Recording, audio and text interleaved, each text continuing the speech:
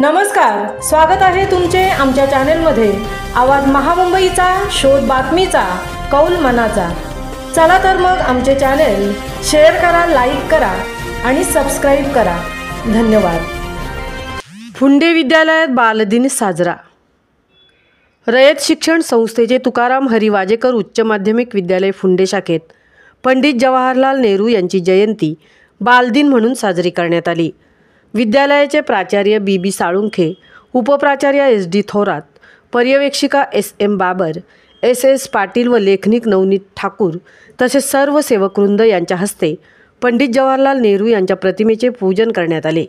स्वतंत्र भारताचे पहिले पंतप्रधान पंडित जवाहरलाल नेहरू यांचा जन्मदिवस संपूर्ण भारतभर बालदिन म्हणून साजरा केला जातो।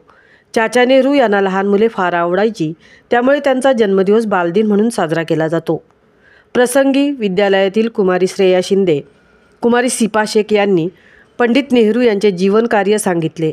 तसेच कुमारी स्नेहल केदार या विद्यार्थिनीने मुले आहेत भविष्य देशाचे या गीताचे सुमधुर आवाजात सादरीकरण केले। त्यानंतर विद्यालयाचे ज्येष्ठ शिक्षक RG शेळके यांनी मनोगत व्यक्त केले।